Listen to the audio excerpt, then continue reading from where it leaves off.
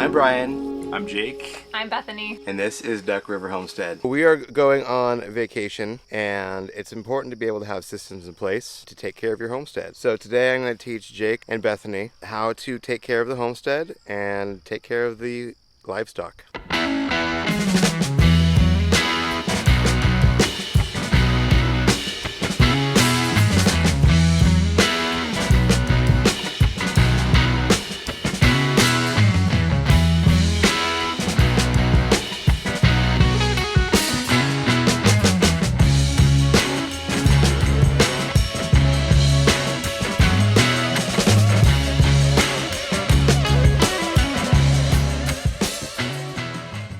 We have been homesteading for about a year now.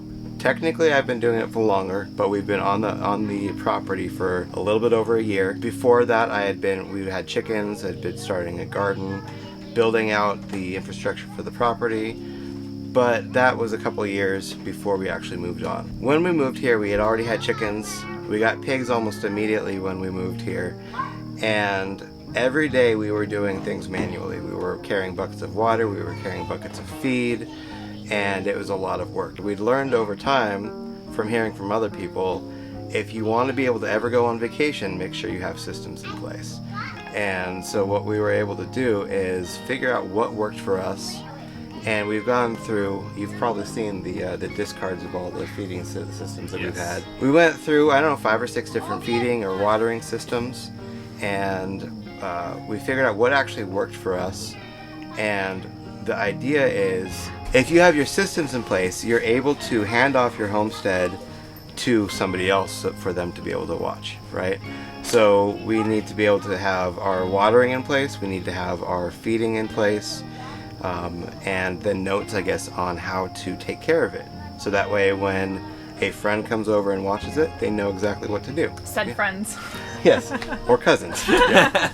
Bethany is my second cousin, and Jake is married to her. Yes. So I don't know what that makes you guys, but I think it's still second cousins. Second cousins. In-law? Sure. Let's go with that. I just go with cousin. We're in-law cousins. Yeah. How was your experience with our systems that we had in place? I thought it was wonderful. Okay. Honestly, it was a lot.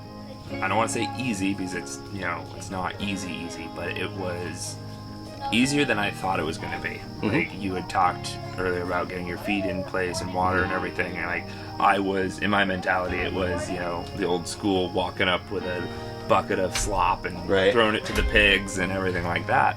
And so I was pleasantly surprised when it was a lot more.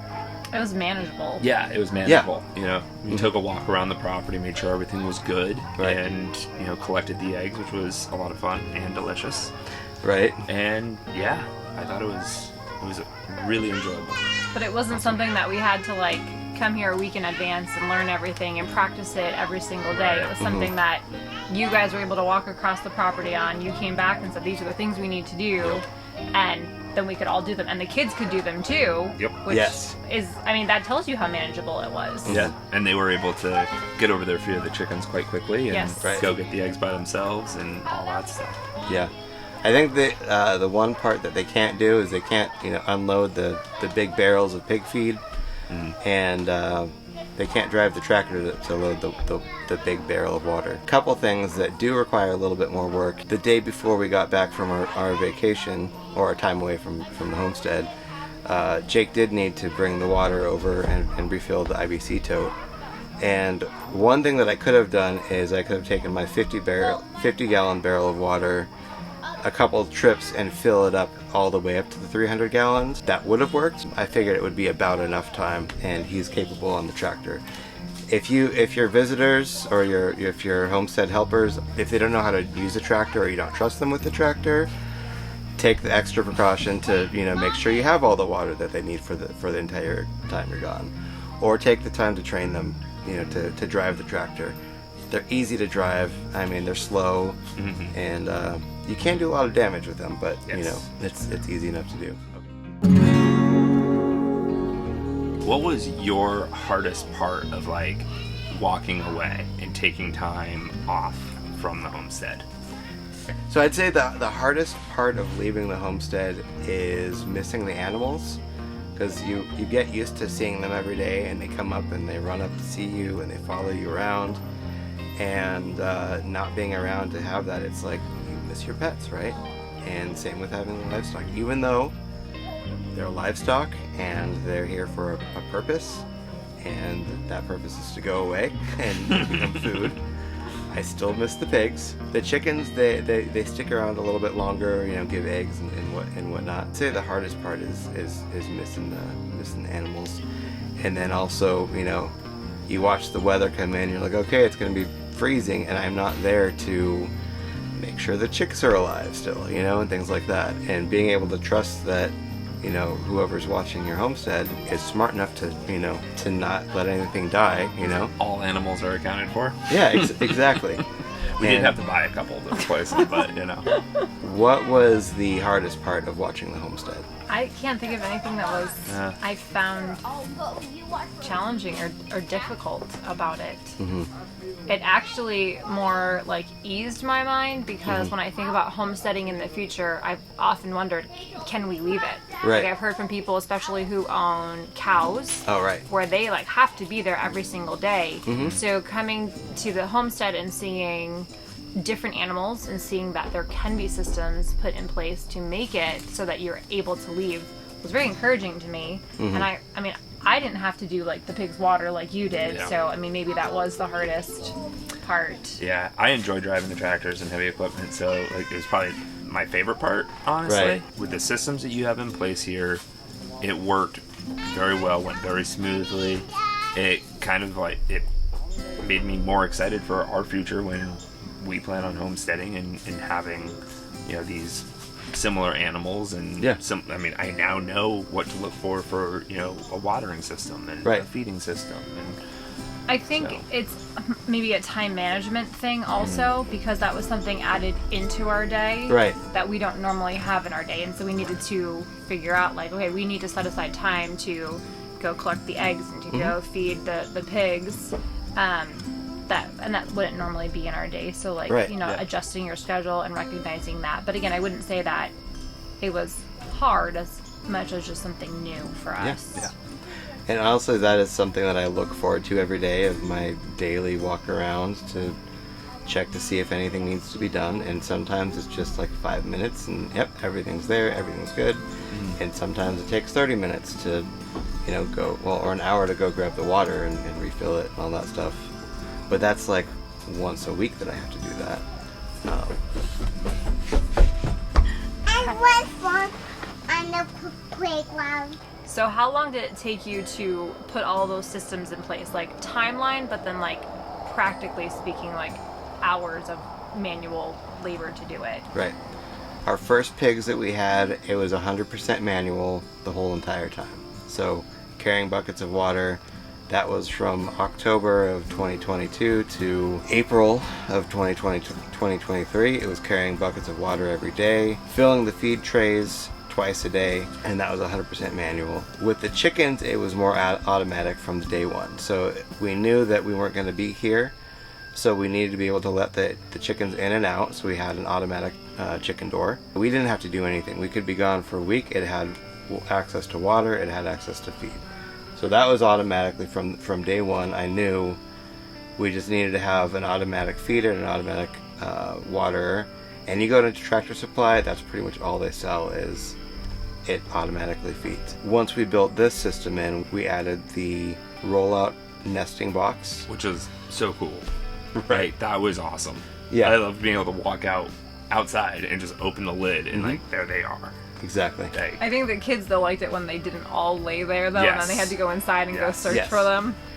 For the pigs, the first time around, everything was manual. And when we got the second set of pigs, I had it manual for about the first week, but I had plans to get a watering system in place, and I went through 2 of those, or more. And I got the pig feeder. The problem with the pig feeder is it's designed for pigs, but if you know anything about pigs, they break everything. And so this is really the only one that seems to be on the market, and it's held together with tack welds.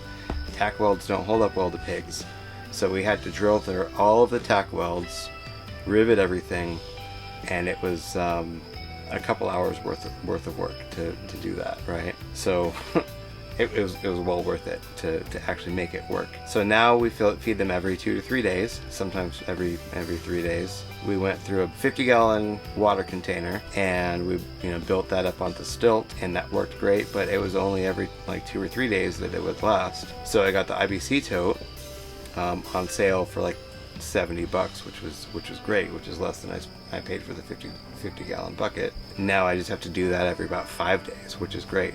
And if I add a water catchment system to it and it rains, I might never have to fill that up. So I've had to rebuild the watering system a couple times because pigs are hard on everything. As far as how many hours I've spent on the systems, maybe 20. I mean, it's not bad. No, it's not bad considering it's going to be there for a long time. Yeah, and it's just like 30 minutes here and there, an hour or two to fix something. I mean, it was like 3 hours as just spending it at Lowe's getting the right parts the first time. Mm-hmm. When I had to rebuild the watering system, it was like 20 minutes because I already knew what I needed. Future plans. Mm-hmm. What are you guys thinking? Future animals, livestock, things like that. Yeah.